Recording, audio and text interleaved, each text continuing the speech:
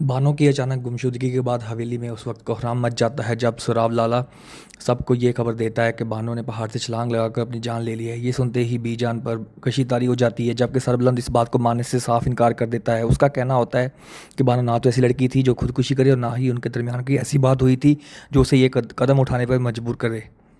ताहम सराब लाला सरबलंद से सवाल करता है कि क्या गुज़श्ता रात बानो के साथ उसकी कोई लड़ाई हुई थी। उस पर सरबलंद बताता है कि दोनों के दरमियान सिर्फ एक मामूली बहस हुई थी। बानो चाहती थी कि वो हवेली छोड़कर शहर चले जाएं, जबकि सरबलंद उसे समझा रहा था कि ऐसा करना मुमकिन नहीं। लेकिन घर वालों को ये सब एक मामूली बहस नहीं लगती। वो समझते हैं कि बानो बहुत परेशान थी।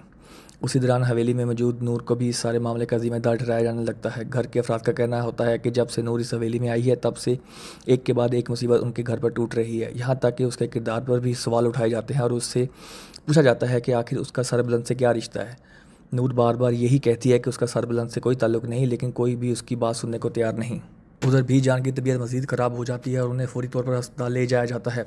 होश में आने के बाद भी उनकी ज़ुबान पर सिर्फ बानो का ही नाम होता है। वो बार बार रोते हुए कहती हैं कि अगर बानो को कुछ हो गया तो वो ज़िंदा नहीं रह सकेंगी। दूसरी जानिब एक और ख़तरा सरबलंद के सर पर मंडला रहा है।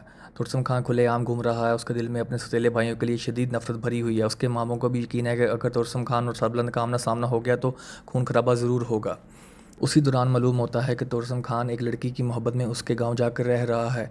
वो इतराफ़ करता है कि उसने पहली बार किसी से मोहब्बत की थी, लेकिन उस लड़की ने उसकी मोहब्बत को ठुकरा दिया, जिसके बाद उसने गुस्से में आकर उसके शोहर को कत्ल कर दिया।